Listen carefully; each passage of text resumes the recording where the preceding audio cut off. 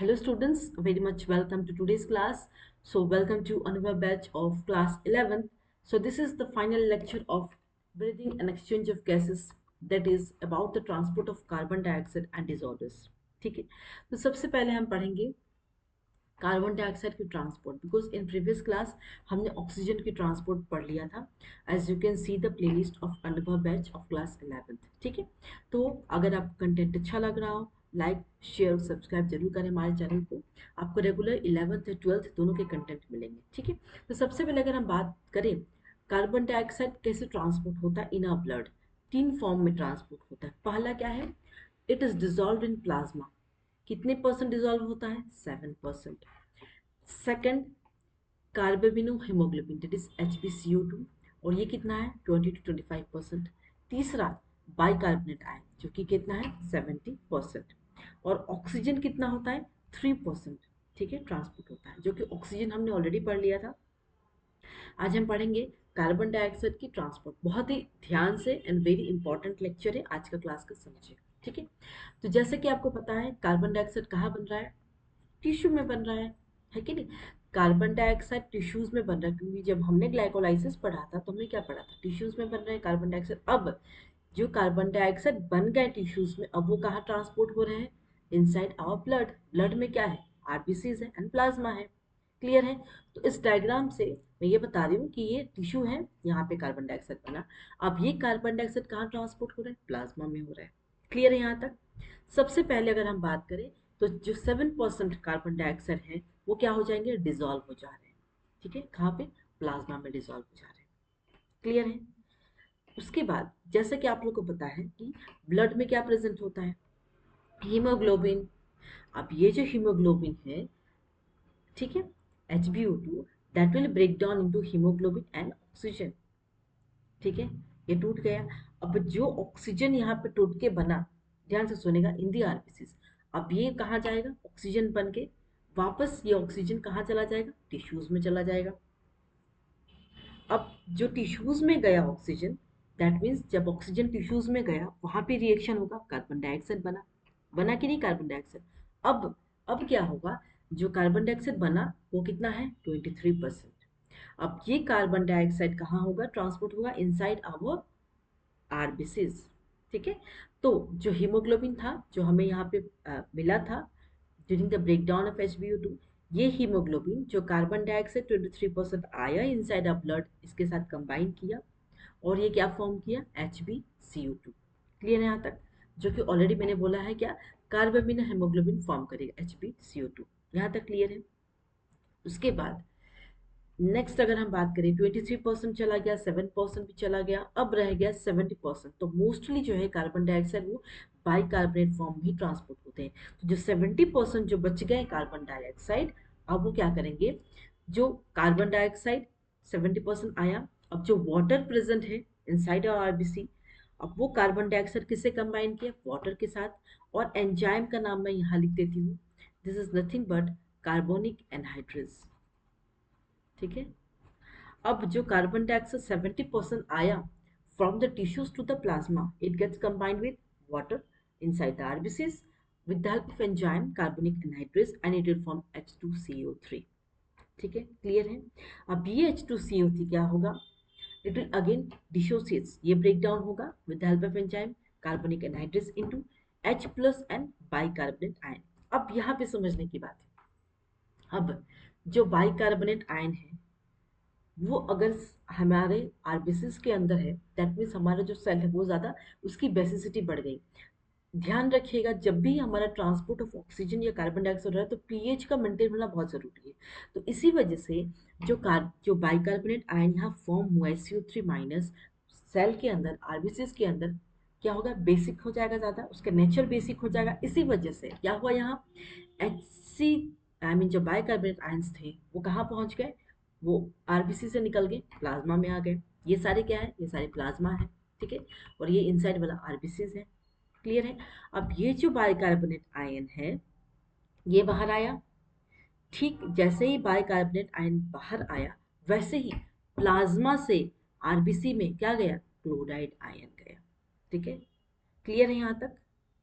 फिर से बताऊं कि जो बाइकार्बोनेट है उसका कंसंट्रेशन मेंटेन करने के लिए बेसिसिटी ज़्यादा हो रहा है, इसी वजह से हमने उसको क्या किया, न्यूट्रल कर दिया, सॉल्ट बना दिया तो न्यूट्रल हो गया।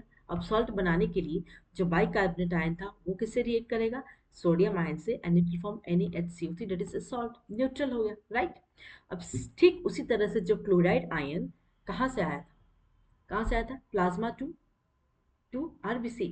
अब ये क्लोराइड आयन क्या होगा, it will combine with potassium and it form KCl, अभी भी सॉल्ट बन गया, बैलेंस हो गया कि नहीं, balance that is pH balance हो रहा है, राइट। इसी फेनोमेनन को क्या कहते हैं, क्लोराइड शिफ्ट और हमबर्गर्स फेनोमेनन। क्लियर है यहाँ तक। अब HCO3 का तो हिसाब हो गया, ठीक है, बेसिक नेचर जो है वो ज़्यादा नहीं हुआ, बिल्कुल न्यूट्रल हो गया, हमारा पीएच बैलेंस है। लेकिन जो हाइड्रोजन आयंस है जो यहाँ पे बना, जो टूटा H2CO3 टूट के जब hydrogen ion and bicarbonate ion बना, तो हाइड्रोजन आयंस का कंसंट्रेशन ज़्यादा होना मतलब सेल की क्या, एसिडिटी ज़्यादा होना। अब अगर सेल एसिडिटी ज़्यादा है तो भी प्रॉब्लम है, राइट। अगर सेल की एसिडिटी ज़्यादा है तो भी प्रॉब्लम है। तो क्या होगा, तो H प्लस जो हेमोग्लोबिन प्रेजेंट है इनसाइड द आरबीसीज, अब ये जो हाइड्रोजन आयन ये कंबाइन करेंगे किससे, हीमोग्लोबिन से, और ये क्या फॉर्म करेंगे, haemoglobinic acid that is HHB, haemoglobinic acid, ठीक है। अब ये क्या है, ये वीक एसिड है, तो जो ब्लड की जो एसिडिटी है वो ज़्यादा नहीं होगी, वो बैलेंस रहेगा। तो इसी वजह से जो सारी चीज़ें हैं वो सारी चीज़ें बैलेंस हो गई, ठीक है। जो बाइकार्बोनेट आयन थी वो भी बैलेंस हो गया सॉल्ट बन के, क्लोराइड आयन थी, बेसिसिटी सेल में इंक्रीज हो जाएगी, इसकी वजह से ये सॉल्ट बना दिया। हाइड्रोजन आयन ज़्यादा हो जाएगा तो एसिडिटी हो जाएगी, इसके कारण हीमोग्लोबिन से कंबाइन करके सेल ने क्या बनाया, HBB that is haemoglobinic acid. Clear है यहाँ तक, किस तरीके से कार्बन डाइऑक्साइड ट्रांसपोर्ट हो कर रहा है, ठीक है, inside the RBCs carbon dioxide किससे ट्रांसपोर्ट हो रहा है, इनसाइड आवर सेल, इसके बारे में डिस्कशन हो गया। ये टिश्यू है, ये प्लाज्मा है, क्लियर है, यहाँ तक क्लियर है। तो ये वेरी इंटरेस्टिंग पार्ट है कि हमारा कार्बन डाइऑक्साइड कैसे ट्रांसपोर्ट हो रहा है इनसाइड आवर सेल्स। सारी चीज़ों में पीएच बैलेंस होना बहुत ज़रूरी है, ओके। चलिए अब हम बात करेंगे कुछ क्वेश्चंस की। How much quantity of carbon dioxide travel in plasma, अगर ट्रेवल की बात करें तो देखिए 70% ट्रेवल हो रहा है, ठीक है, और 70 और 7% कितना हुआ, 70 + 7 77। अगर क्वेश्चन आएगा कि कितने परसेंट जो कार्बन डाइऑक्साइड वो डिजॉल्व हो रहे हैं, तो क्या लिखेंगे आप, इफ डिजॉल्व, अगर डिजॉल्व हो रहे हैं तो कितना होगा, ओनली डिजॉल्व का क्वेश्चन आएगा तो 7% होगा, ठीक है। लेकिन कितने ट्रेवल कर रहे हैं प्लाज्मा में तो कितना होगा, 70 + 7 that is 77। Which gas is maximum solubility in blood, अब गैस की बात कर रहे हैं तो ऑक्सीजन की सॉलिबिलिटी सबसे कम होती है, सबसे ज़्यादा होता है CO का, कार्बन मोनोऑक्साइड सबसे ज़्यादा खतरनाक गैस है, राइट। इसकी सबसे ज़्यादा जो होगी आई मीन सॉलिबिलिटी होगी ब्लड में। दूसरा कार्बन डाइऑक्साइड जो कि 20 से 25% जो है कार्बन डाइऑक्साइड सॉल्युबल है। तीसरे में ऑक्सीजन आएगा। तो इस रेंज में जो है मैक्सिमम सॉल्युबिलिटी किस में देखने को मिलेगा, that is option C, that is CO, carbon monoxide. अब हम बात करेंगे न्यूरल एंड केमिकल रेगुलेशन, तो कैसे हमारे जो कैसे रेगुलेशन हो रहा है। सबसे पहले केमिकल रेगुलेशन की बात करें तो वो कैसे हो रहे हैं, पेरिफेरल केमोरिसेप्टर्स और सेंट्रल केमोरिसेप्टर्स। और न्यूरल की बात करें तो उसमें कौन कौन हेल्प कर रहे हैं, cerebral cortex that is central nervous system, brain, pons में हाइंड ब्रेन और मेडुला में हाइंड ब्रेन, ठीक है। तो केमिकल, सबसे केमिकल रेगुलेशन की बात करें तो अगर क्वेश्चन आता है कि हमारे ब्लड में कैसे रेगुलेशन होता है कार्बन डाइऑक्साइड का, तो सबसे पहले अगर हम देखें, अगर कार्बन डाइऑक्साइड की कंसंट्रेशन ज़्यादा होती है इनसाइड आवर ब्लड तो क्या होता है, जाहिर सी बात है वो हार्मफुल है हमारे सेल के लिए, तो वो क्या होगा, बाहर आ जाएगा, राइट, बाहर आ जाएगा, एक्सेलेशन हो जाएगा। अगर ठीक उसी तरह अगर हाइड्रोजन आयन की कंसंट्रेशन ज़्यादा हो गई तो ब्लड ज़्यादा एसिडिक हो जाएगा, वो भी हार्मफुल है, तो वो भी एक्सेलेशन बाहर आ जाएगा, ठीक है। ठीक उसी तरह अगर दोनों कार्बन डाइऑक्साइड और हाइड्रोजन आयंस दोनों की कंसंट्रेशन अगर ज़्यादा हो गई तो हमारे बॉडी के पास कुछ केमो रिसेप्टर्स जो एक्टिव हो जाते हैं, लाइक अगर हम सेंट्रल नर्वस सिस्टम की बात करें तो वहाँ मेडुला प्रेजेंट है, और पेरिफेरल की बात करें तो हार्ट प्रेजेंट है that is carotid and outta. तो इस तरीके से जो है हमारी बॉडी में जो रेगुलेशन हो रहा है, कार्बन डाइऑक्साइड अगर ज़्यादा हो जा रहा है तो हमारी बॉडी कैसे मेंटेन कर रही है खुद को, ये केमो रिसेप्टर्स है उनके पास, जिसके कारण अगर थोड़ा सा भी लेवल ज़्यादा होता है कार्बन डाइऑक्साइड हाइड्रोजन आयंस का, बॉडी बैलेंस कर लेती है, ठीक है। बॉडी के पास कुछ स्पेशल रिसेप्टर्स है जिसको कहते हैं central nervous system and peripheral nervous system. ठीक है, तो ये एक डायग्राम है जैसा आप देख सकते हैं। ठीक है, ये ब्लड बैरियर है, ये सेंट्रल केमोरिसेप्टिव एरिया है। ठीक है, तो बाइकार्बोनेट आयन है वापस, ये मेडुलरी रिसेप्टर न्यूरॉन्स है, रेस्पिरेटरी मसल्स है, ये सेल्स है, आउटा है।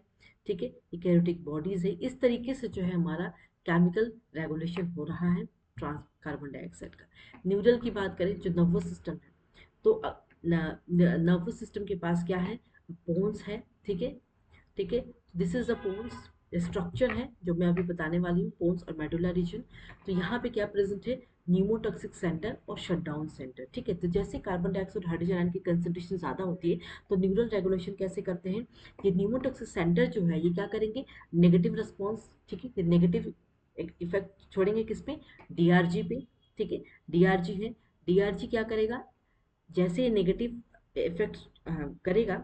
और ये क्या है, मेडुला है, मेडुला में दो रीजन है, दैट इज डीआरजी एंड वीआरजी। ये डीआरजी ये वीआरजी है।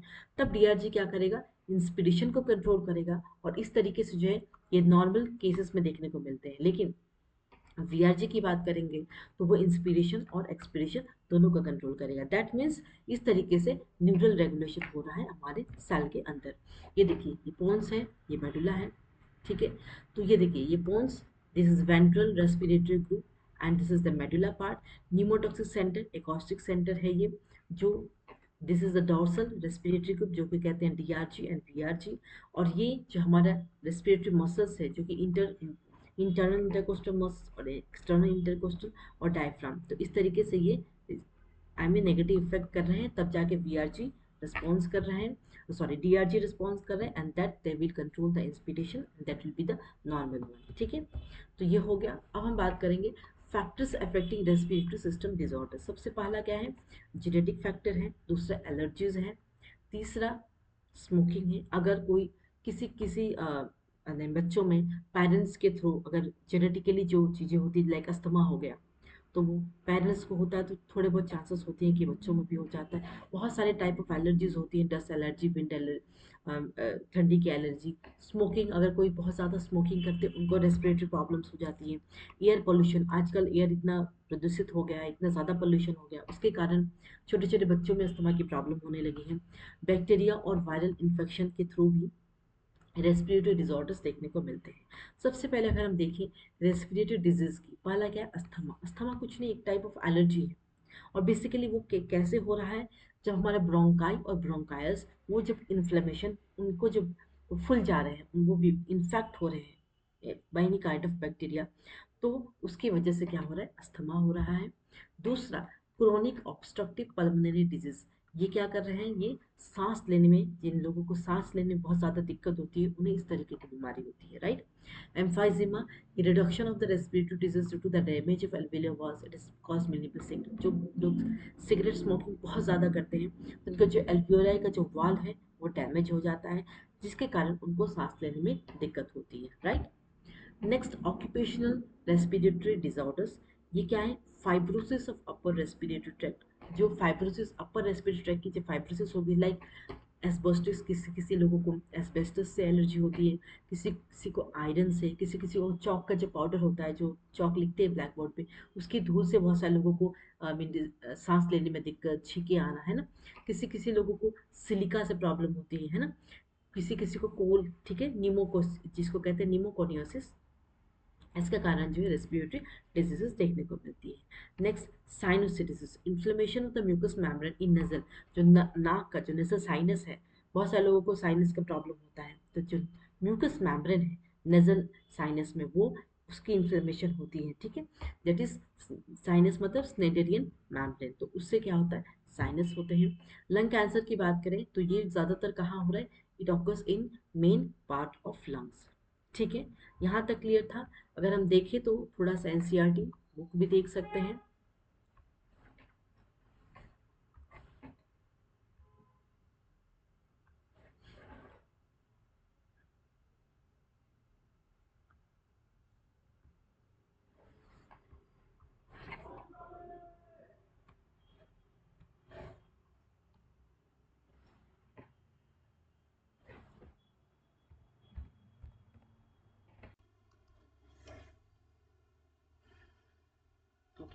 तो ये हमारा जो लास्ट चैप्टर है कार्बन डाइऑक्साइड के एक्सचेंज ऑफ केसेस में ट्रांसपोर्ट ऑफ कार्बन डाइऑक्साइड, जो आज के क्लास में मैंने पढ़ाया। ज़्यादातर कार्बन डाइऑक्साइड ये कैसे कैरी हो रहे हैं, by haemoglobin as carbamino haemoglobin. ज़्यादातर कितना 20 to 25%। इस binding this binding is related to the partial pressure of carbon dioxide. That means partial pressure of oxygen is the major factor which could affect this binding. जबकि partial pressure of oxygen जो है वो एक major factor है जो affect कर रहा है इस बाइंडिंग को। जैसे ही partial pressure of carbon dioxide अगर ज़्यादा हो रहा है, अगर कार्बन डाइऑक्साइड की कंसंट्रेशन ज़्यादा हो रही है टिश्यूज में, तो जाहिर सी बात है ऑक्सीजन की कंसंट्रेशन कम है। दैट मीन्स ज़्यादातर क्या हो गया, more binding of carbon dioxide occurs. जब various when the partial pressure of carbon dioxide low है, ऑक्सीजन हाई है इन द एल्वियोलाई, तब क्या हो गया, डिसोसिएशन हो रहा है। किसका, dissociation of carbon dioxide from carbamino haemoglobin takes place. ठीक है, दैट इज जो कार्बन डाइऑक्साइड किसके साथ बाइंड है, हेमोग्लोबिन के साथ फ्रॉम द टिश्यूज। ये डिलीवर कहाँ हो रहा है, एल्वियोलाई में। दैट मीन्स आरबीसीज के पास क्या है, बहुत हाई कंसंट्रेशन होता है एंजाइम में जिसका नाम है कार्बनिक anhydrase. And this will help in the helps in the conversion of that is ये एक एंजाइम है जो कार्बन डाइऑक्साइड और वाटर को कन्वर्ट कर रहा है इन कार्बनिक एसिड में। ठीक है, that means at the tissue side जहाँ partial pressure of carbon dioxide high है, क्यों, क्योंकि कैटाबोलिज्म का मतलब ब्रेक डाउन हो, राइट। दैट मीन्स जो कार्बन डाइऑक्साइड है वो डिफ्यूज हो रहा है into the blood, RBCs and plasma, and वो क्या फॉर्म कर रहे हैं, HCO3 माइनस एंड H+। और जो एल्वियोलर साइड है वहाँ पे क्या हो रहा है, partial pressure of carbon dioxide कम है, तो इसीलिए रिएक्शन क्या हो रहा है, ऑपोजिट डायरेक्शन में हो रहा है, leading to the formation of carbon dioxide and water. ये जो ऑपोजिट रिएक्शन है इसका रीजन बताया जा रहा है। दैट मीन्स जो कार्बन डाइऑक्साइड था वो ट्रैप्ड हो गया एज बाइकार्बोनेट, कहाँ पे, एट द टिश्यू लेवल, और ट्रांसपोर्ट हो रहा है कहाँ पे, एल्वियोलाई पे, जहाँ पे रिलीज हो रहा है as the carbon dioxide. That means 100 ml of deoxygenated blood जो डिलीवर कर रहा है अप्रोक्सीमेटली कितना, 4 ml of carbon dioxide to the alveoli. ठीक है, अब हम बात करेंगे कि रेगुलेशन ऑफ रेस्पिरेशन, रेस्पिरेशन कैसे रेगुलेट हो रहा है। पहला, ह्यूमन बींग्स में सिग्निफिकेंट एबिलिटी है ताकि वो मेंटेन करे और मॉडरेट करे अपने रेस्पिरेटरी रिदम को। तो अपने बॉडी टिश्यूज की जैसे डिमांड हो रही है वैसे हमारी बॉडी रेगुलेट कर रही है। जैसे कैसे हो रहा है, न्यूरल सिस्टम के through. Specialise centre present in the medullar region of the brain called respiratory rhythm centre is primary responsible for this regulation. That means जो स्पेशलाइज सेंटर है कहाँ पे, मेडुलर रीजन में ऑफ द ब्रेन, उसको क्या कहते हैं, respiratory rhythm centre, that is primary responsible for this regulation. दूसरा सेंटर है जहाँ कहाँ प्रेजेंट है, pons region of the brain, जिसको कहते हैं निमोटॉक्सिक सेंटर। वो क्या करते हैं, वो मॉडरेट कर रहे हैं functions of the respiratory rhythm centre. Neural centre, neural जो सिग्नल है सेंटर से, that will reduce the duration of inspiration and thereby alter the respiratory rate. Chemosensitive area है जो situated है adjacent to the rhythm center which is highly sensitive to carbon dioxide and hydrogen ions. That means जो chemosensitive area है जैसे कि मैंने बताया वो adjacent to the rhythm center है, वो ज़्यादा sensitive है to hydrogen and ion and carbon dioxide. That means अगर increase हो रहा है ये सारी चीज़ें, then activate this center which in turn can signal the rhythm center to make necessary adjustment in the respiratory process by which these substances can be eliminated. That means जो receptor associated है किसके साथ, aortic arch and carotid artery जो कि heart का part है, that can recognize changes in carbon dioxide and hydrogen ion concentration and send the necessary signals to the rhythm center for remedial actions. That means अगर carbon dioxide hydrogen ion की concentration है तो हमारे पास special chemoreceptors हैं जो कि किसके पास है, आर्टिक आर्ट और कैरोटिड आर्टरी के पास, जो रिकॉग्नाइज करेंगे अगर कार्बन डाइऑक्साइड हाइड्रोजन आयन की कंसंट्रेशन बढ़ गई है तो वो सिग्नल भेजेंगे फॉर रेमेडियल एक्शंस के लिए कि हमें कुछ करना है, क्योंकि अगर कार्बन डाइऑक्साइड कंसंट्रेशन ज़्यादा होती है इस टिश्यूज़ में तो हमारे जो बॉडी है उसको बहुत ज़्यादा हार्मफुल हो सकता है और इंसान खत्म भी हो सकता है। The role of oxygen in the regulation of respiratory rhythm is quite insignificant, right. अब हम बात करेंगे डिजॉर्डर्स। डिजॉर्डर्स में जैसे कि पहला अस्थमा है जो सांस लेने में दिक्कत है, जिसके कारण जो है किसके कारण हो रहा है, inflammation of bronchi and bronchitis. Emphysema है, it's a chronic disorder in which alveolar walls are damage. Alveolar के जो वॉल है वो डैमेज हो रहा है, क्यों, क्योंकि अगर कोई सिगरेट स्मोकिंग बहुत ज़्यादा करता है तो उसको इस तरीके की बीमारी हो सकती है, राइट। ऑक्यूपेशनल रेस्पिरेटरी डिसऑर्डर्स, बहुत सारी इंडस्ट्रीज है स्पेशली जो तोड़ने स्टोन ब्रेकिंग का काम कर रहे हैं, तो बहुत ज़्यादा डस्ट जो है, धूले धक्कर जो प्रोड्यूस हो रहे हैं फ्रॉम दैट इंडस्ट्री, वो क्या कर रहे हैं, that the defense mechanism of the body cannot fully cope with the situation. Long exposure can give rise to inflammation leading to fibrosis. तो बहुत सारे लोग ऐसे जो इंडस्ट्रियल एरिया में स्पेशली जहाँ पे इंडस्ट्रीज है वहाँ के आसपास वो लोग रहते हैं घर, अपना घर बना के, तो वो डेली इनहेल कर रहे हैं इतनी टाइप ऑफ डस्ट, हमेशा तो मास्क लगा कर नहीं रह सकते ना। तो अगर लंबे समय तक वो इनहेल करते रहें तो उनको क्या हो जाएगा, ये फाइब्रोसिस हो जाएगी, that means proliferation of fibrous tissue, that means serious उनके पास उनका जो लंग्स है वो डैमेज हो जाएगा। इसी वजह से जो भी वर्कर्स इस इंडस्ट्रीज में काम करते हैं उनके पास प्रोटेक्टिव मास्क रहता है, जिससे वो प्रोटेक्ट, क्योंकि वो काम नहीं करेंगे तो उनकी रोजी रोटी कैसे चलेगी, जाहिर सी बात है इंडस्ट्रीज में उन्हें काम करना है।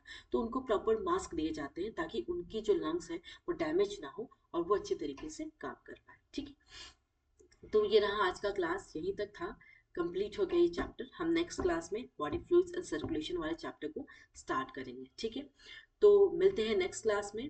Thank you all of you.